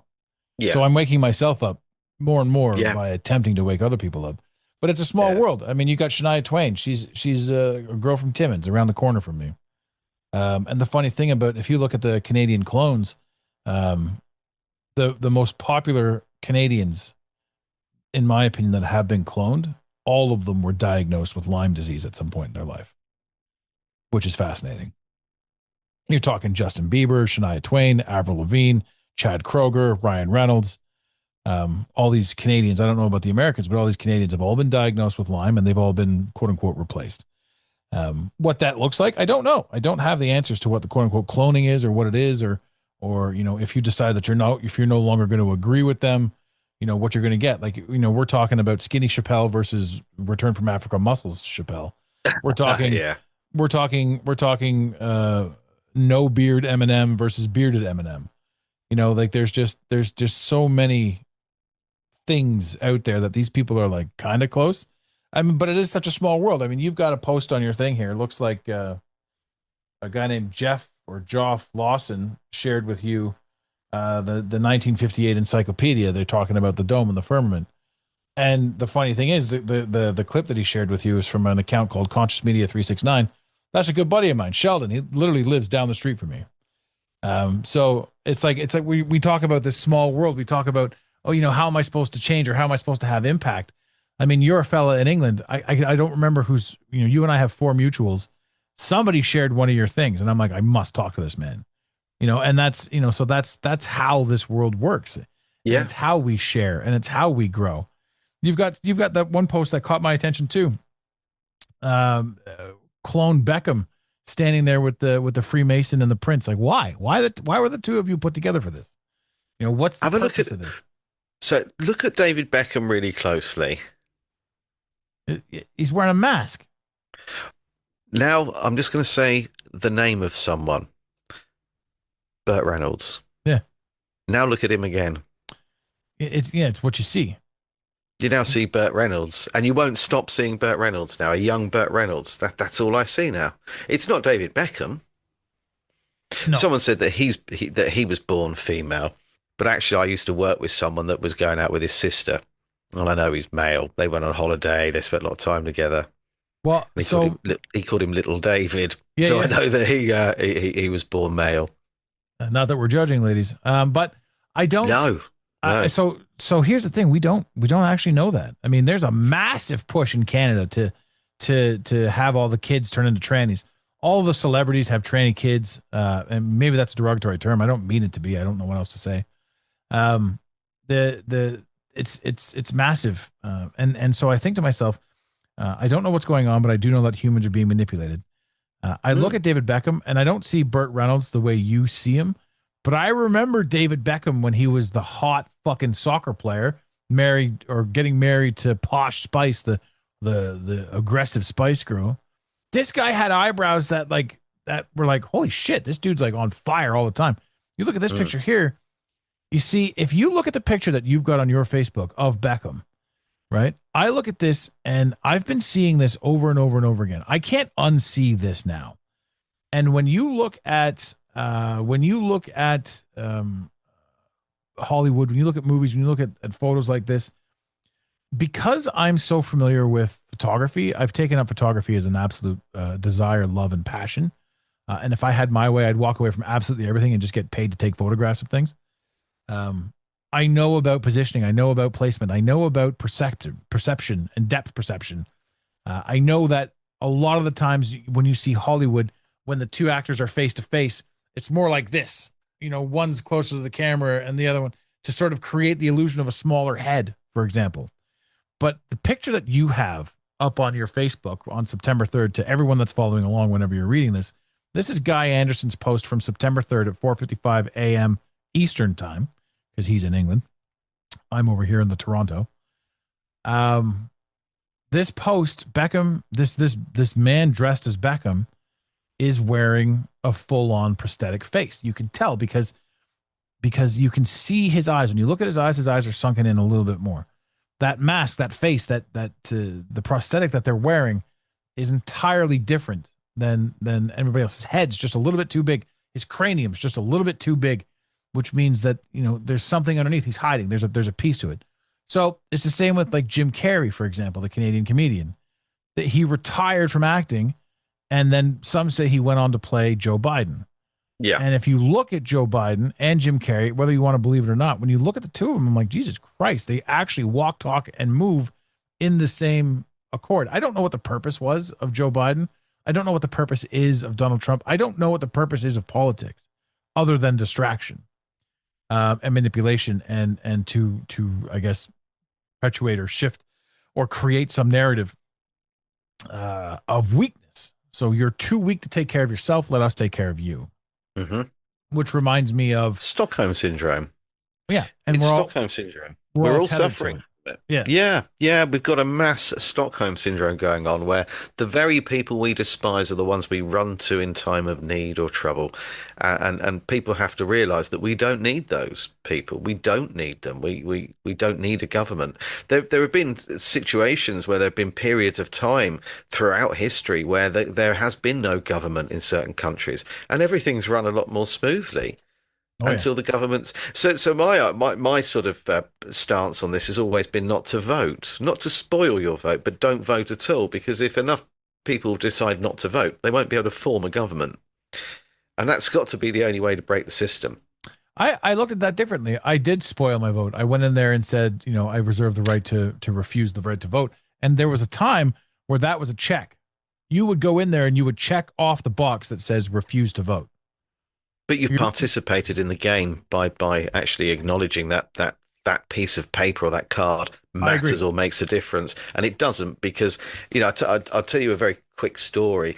When my youngest son wanted to join the Freemasons in London, he wanted to follow me. He then wanted to join the Knights Templar. Same reasons as me, wanted to find out all of this information. And he's down the rabbit hole too. We turned up to the Grand Lodge of the United Kingdom. It's in Great Queen Street in London. The meeting was supposed to start at 4 o'clock. He would be initiated about 4:30. Job done. An hour later, it still hasn't started because the secretary of our lodge hasn't arrived yet. He finally turned up, and there's sort of 40 or 50 of us sat around waiting, and there's no bar in the building. So we're all sort of a bit frustrated and bored. And I said to him, where the bloody hell have you been? And he said, and the secretary is the person that runs the lodge. He's the most important person. And it's not renewed every year. It's normally the same person, normally quite high ranking, well connected, secretary of a number of lodges, and a lot higher up than the rest of us. So I said, where have you been, mate? And he said, I've been in Parliament, in a meeting in Parliament for the last 6 hours. I said, bloody hell, what was that for? He said, oh, they were deciding who the next Prime Minister's going to be. Right. And I said, well, that's got to go to a vote, hasn't it? And I've never seen someone laugh like that before. He said, don't be daft. It's Boris Johnson. And I said, well, what did Boris Johnson say when he found out? Apparently Boris Johnson didn't want the job, and Boris Johnson was told he would do exactly what he was fucking told to do, or there'd be consequences. Yeah. That's how it works. Your votes go in the bin. No one counts them. Or at least you think they are. They go in the bin. Yeah, and so that's the thing. Like, you know, you're participating in the system, and then I said, if you don't participate in the system, then they're just going to assign. That's what I was getting at. They were just going to assign the victor. If 4 people voted, then the victor was going to be assigned. I remember hearing stories of Klitschko in what's his name, Zelensky, Ukraine. How the Americans were going to either put Zelensky in or they were going to put Klitschko in. And they decided last minute to put Zelensky in because they had more dirt on him sexually. And again, ladies and gentlemen, I pressed the button, so don't take me into context. But Zelensky was an actor. You know, Trump is an comedian. actor. They're all actors. Oh, they're all actors. The world is a stage. Yeah, the whole world's a stage. They tell you that right to your face. Yeah, you could go on for hours about this shit. And that's why over here, you know, we'll have people say, well, you know, we have 2 things. Well, there are actually 3 parts to this. One is that we'll have an Act of Parliament introduced. And I'd say to people, it's an act.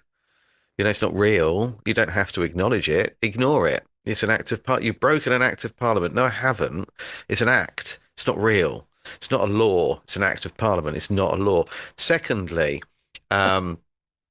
Over here, I'm not sure exactly how it works there, but over here they'll say you've committed an offence. Hmm. So I was doing 40 miles an hour in a 30, and I've committed an offence. For it to be an offence, I need you to provide me with the details of the person I offended. Who is the victim? Yeah. If I've offended someone, committed an offence, someone has to be offended. I want to know who they are, and it can't be a member of the police, and it can't be a camera on the side of a road. It has to be a physical being that's impartial that I have offended. And thirdly, ultimately, the whole judicial system is about our energy, taking our energy from us, and that is why we are charged and then placed in a cell. It's symbolic. They're removing our energy from us, putting us into a lower vibrational state. That's the whole purpose of it, to subdue. Wild. Charged and put in a cell. Fuck. We're a walking battery. Absolutely. And you were talking earlier about finances, and the amount of how the entire financial institution is basically stolen from water. You know, the flow, the Yeah. cash flow, the Banks. bank, Yeah. river bank, Mm. all that sort of stuff. How it's all water Yeah. related. It's the Phoenicians. It's all connected to sort of maritime law, admiralty law, and of course the transportation of the children. When they shipped children about, you've got the orphan train movement. You've got children being shipped from Britain to Australia, from Russia across the world. My mother's father was from Crimea, and he was shipped to America. That's cabotage law. Cabotage law is the movement of one item or a group of items from one place to another. So cabotage law, cabbage patch babies, trafficking and moving. It's not connected to them growing out of cabbages. It's actually to do with them being trafficked. Well, that and the funny thing too, obviously, is in the '80s, right? Let's mock them to their faces and make the Cabbage Patch Kids the number one selling toy in the world. And the funny thing is, the media itself said these are very hard to get, and now Hmm. parents are like, these are very hard to get. So they made us all Yeah. massively worship the Cabbage Patch Kid. The funny thing with those is Xavier Roberts, and I've written a chapter about this. I've done a lot of digging into that doll and him as well. He said that you couldn't buy one, you could only adopt them. And he wanted to make that very clear from the outset that you weren't buying it, you were adopting it. And to add insult to injury, if you bought one and it was damaged in some way and you returned it to the manufacturer, but it was beyond financial viability to repair it, they sent it back to the child with a death certificate. I think that's pretty grim. They sent it where? So your doll breaks, you Yeah. send it back to the Cabbage Patch factory, Cabbage Patch doll manufacturer, which is it's had a number of manufacturers over the years, but ultimately Xavier Roberts took control of it himself. But it's had lots of manufacturers. So it breaks, you send it back to be repaired. They look at it and say, this is not economically viable to fix it, I'm afraid. We're going to send it back to you. They return it to the kid with a death certificate. That's fucked up. So you get an adoption certificate when you buy it, and if it breaks and can't be repaired, you get a death certificate. I wonder what the symbology is there. I wonder what the symbolism is there. The because there's power in doing that. There's a reason for doing that. It's not just a happenstance. It is the Cabbage Patch Babies. It is the fact that people were cloned, that babies were cloned. And that is why when you look at the Industrial Revolution and look at images, you'll just see white kids everywhere, all over the world, white kids repopulating. They whitewashed. They tried to make out that the previous civilization and any indigenous tribes, anyone who wasn't Caucasian, was primitive or basic in comparison, when it's the complete opposite. And if you look at the Moors and the architecture they produced, it coming into America from Africa through Europe and into America, they're the ones that were building these incredible structures and these world's fairs and the sites that they stood on. But we can rubbish them, and then we come up with this whole slave. The slave trade, that all of these people were brought over from Africa. They were already there. Yeah. They're the people that America belongs to. Yes. They were turned into slaves. They were already there. If you do the numbers, and I broke it down in my first book, I actually break it down. The number of people they say came from Africa, where they came from, how many ships they had, and how long it would take to ship them. They'd still be doing it now. Yeah, we just ate that story up, and I've said that 1,000 times. Like we didn't just we like I say we, you know. And the funny thing about this is the story that's told right now is there were slaves. White people owned black slaves is the story that we're told, right? So as it stands, I've done nothing, period. But I'm the bad guy in this racism thing. My quote unquote my ancestors owned slaves, even though they didn't personally. I'm still the bad guy, you know. And it stands right now, like being a white male in today's society is criminal. But I've looked at all of this stuff. I've looked at everything, and I've looked at the bastardization. And you look at Hollywood, and you look around you. You know, being white is a minority. I don't know why we were, why it was created that we were the majority. We simply aren't. That even if it wasn't Cabbage Patch related, you know, the Nordic countries that are creating Caucasians are very, very few. You know, like where are the original Caucasians from? Like it's no Norway. I don't know, but for whatever reason, the white people were deemed as the predominant race. I don't even know what to say about that. That's how it's been perceived, and of course, it's just not true. And I think that, you know, now we like you said that people will say, well, you know, your ancestors, blah blah blah, and they weren't your ancestors that did this. This is a certain group of people. This is the Jesuits, the Rothschilds, and their friends and family. It's them. They're the ones that did all of this damage. They're the ones that stole land from who it really belonged to, and they're the ones that need to be given it back. And I think that we need to forgive, you know, each other. You know, I don't have a butler. I have no white privilege. But you know, my best friend's black. He's actually from Compton in LA. He just happens to live here. He's been here 30 years. My wife is Muslim. She's from East Africa. She's Tanzanian. My mum's Jewish. My dad's Catholic.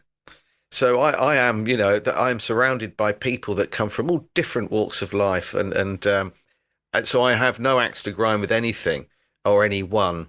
But the all media I do will know, point at you. and I think it's great because someone said to me once that actually, you know, me banging on about, you know, the real forefathers of America are not white. Oh, and I'm just feeling guilty because you know, because of what white people have done, and when is it all going to stop? People feeling sorry for themselves, or feel, you know, being this kind of please forgive my ancestors. No, I'm not saying any of that. I'm saying that there is a group of people out there that did all of this. Yeah. It's nothing to do with you and I. We didn't do any of this. Our ancestors didn't do any of this. These bastard Rothschilds and their friends, they're the ones that did all of this. They're the ones that should pay for what's been done. And I think until people are given their land back, given their history back, given their culture back, we're going to have this continued problem. But we are sort of heading in a direction where we're going to end up all speaking bloody English. We'll all have digital currency, so that won't be anything anymore. We're just going to be homogenized. Tony Blair, who I won't say on this, you know, on this exactly what I think of him, but he's a prediction that Dolores Cannon and Nostradamus made, and when you dig into him, you'll find it. He is pushing for one world religion. He's pushing to become the Prime Minister of Europe. His next destination after that, he's looking to become world leader. So this is where it's heading, and he is the prediction. Tony Blair, who people don't know who he is, was the Prime Minister of England. His real surname's Rothschild. They all are Rothschild. They're all given a new story, a new history. So I think we've got to stop saying, "Oh, I'm so sorry for what my ancestors did," because my ancestors did nothing. It's these bastard families that did all the damage. They're the ones that need to apologize. It's not going to happen, but I don't think that we should take responsibility for something that we would never condone or participate in. Yeah. And that's the thing. Like, this is, you know, the same people that did this, like you just said, it's the Rothschilds family that did all the atrocities that they're now blaming us for. But at the same time, this is the same group of people that labeled Mexican Americans African Americans, Asian Absolutely. Americans, right? And the simple fact that white people are just called Americans based on the history that we've done ostracizes and segregates us as well. That's the right? idea. And so it's now with regards to racism. Now they're like, okay, white people hate black people, right? But then you hear things like white people, or you can't be racist against white people. You're hearing this now, or reverse racism. And it's like, what the fuck are you guys talking about? Like, if anyone hates anyone because of the color of their skin, that's racism. It doesn't matter. But it's not as rampant as everyone would have you believe. What is rampant is people that don't have the ability to think for themselves, that take on the moniker of whatever the television's telling them to take on. Yeah, and I think the problem is that this is old Roman tactics, isn't it? It's divide and conquer. Yeah. You know, if we can get us to hate each other and fight against each other, they can sit back and watch it. I mean, this happened in the Napoleonic Wars. You got two armies fighting against each other, and it wasn't until they got close enough they realized they were wearing the same bloody uniform. Yeah. You know, they're doing all of this to sit back and watch us kill and attack each other, and they love every moment of it. So what we've got to understand is that we're all in this together. There is a very small percentage of people, 1% of people, that need to pay and take responsibility for everything that they've done. And we need to stop blaming each other for it, because we weren't involved. You know, people have joined the army thinking that they're fighting for Queen and country, or fighting for the flag, or fighting for freedom. You know, it's all lies, but we're so easily indoctrinated. And the television and school, you know, school teaches us from an early age not to question, to accept authority, to wear a uniform. We're then, as an adult, given military names. Mr. is a military title. We then wear collars and cuffs. You know, we used to, at least, wear a shirt and tie to work, which is symbolic that you are a slave. Collars, cuffs, and a leash. And then you go to work in a white collar factory and think that you're doing well because you've got a glass office. Collars, cuffs, and a leash. Jesus Christ. Yeah, it's symbolic. It's all there. Yeah. When I was a child, I said to myself, I will never learn how to tie a tie. I don't know why I said it. I said it as a child, and to this day, I don't own one. I don't know how to tie one. I'll never wear one. Well, I got a friend who, I mean, you know, I have to now and again. My youngest son's getting married later in this year, but I understand what the emphasis is, what the meaning is of it, what it symbolizes. I think so. When you understand it, it's not the same. It doesn't have that same impact. To wear one blindly, thinking that you look cool or smart, I think that's different. But when you know why you're wearing it, it's a little bit like if you watch the news. I mean, I haven't watched the news in years, but if I did watch it, I would see that A, this is distraction. B, this is probably CGI. C, none of this is actually probably going on. No. And when you know that, you look at it differently. So, but a friend of mine is a big podcaster here in the UK. I think he's got something like 263,000 subscribers, which is pretty big here. Nice. He wears a cravat. He says that he used to wear a tie all the time. He's very dapper. Always used to wear a shirt and tie until he understood what it meant. And from that moment on, didn't want to not have anything around his neck because he was so used to it. Because he wore one every day. He's a man who wears a lot of tweed and waistcoats, you know. Yeah. So he switched to cravats. And I thought that's brilliant, because the cravat wasn't a symbolic of anything. It was just a style. And I kind of like that idea that he's not wearing the leash.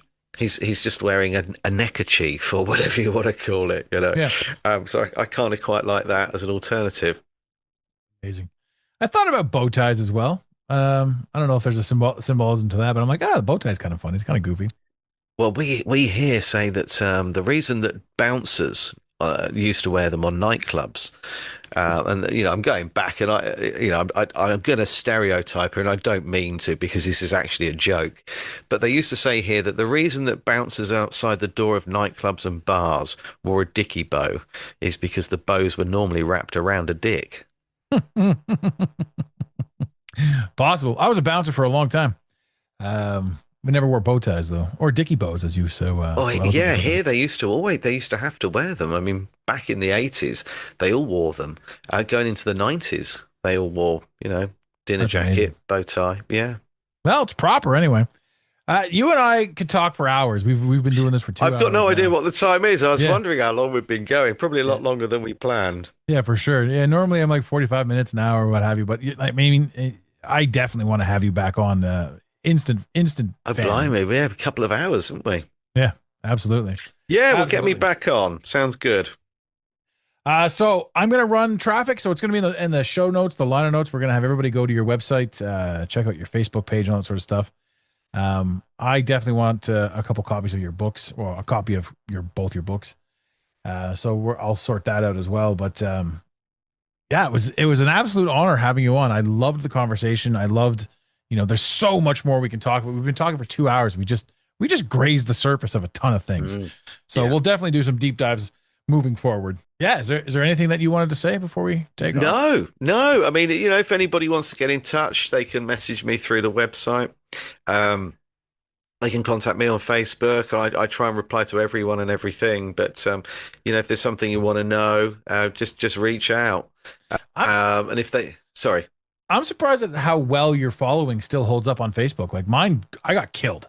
So I just got erased. I used to have relatively the same kind of following that you have and activity, but you're getting hundreds of people commenting and liking and like you're getting reach. I got dropped right down to nothing. So like I got dropped right off a cliff. This is my third account. So I have, that has happened to me. I think I had about 13,000. It peaked at one point about sort of 23,000 followers on Instagram. I lost all of that. It got hacked. I lost my Facebook account. I've lost everything at least once or twice. Yeah. So that Facebook account is only a year or so old. Maybe 18 months, coming up for 2 years old. I lost the one before that, had quite a big following. So every now and again they do that. I mean, they tried to this morning. So I'm surprised it's still up. Yeah, they never wiped me out. They just took away the eyeballs that were looking at me. Yeah, I'm shadow banned. There's certain posts that won't get any engagement, and probably half of the messages I send to people still say they're unread. They don't see them. Yeah. And yeah, it's fucking absurd. Well, your messages didn't come through. I didn't know you were talking to me until I opened up the chat. Yeah. So I was like, okay, well, that's the way it is. But yeah, so that's the internet. We don't know. None of it's real. None of it's real. Just wake up in the morning and have some fun. It's all dead. Yep. But yeah, well, thank you for having me on. It's been I've enjoyed chatting with you, and I'd love to come back. Absolutely, you're absolutely coming back. I love it. And thank you. And ladies and gentlemen, in the infamous words of Red Green, keep your stick on the ice. We really hope you enjoyed this episode of the Mental Mastery Alliance podcast. Stay connected with us directly through the mentalmasteryalliance.com. You can also join the discussion on Instagram at instagram.com/the Mental Mastery Alliance. Let the team know you're listening by using the hashtag TMMA or tagging us at the Mental Mastery Alliance. To have your voice heard on the show, leave a voicemail or send a text to 647-338-1265. Long distance charges may apply. If you love us, leave us a review. If you hate us, you spend your time in weird ways, but also leave a review. Every review on iTunes tickles the algorithm, helping us grow. Until next time, unity over division. This concludes the most surreal portion of your day. You got it, Pontiac.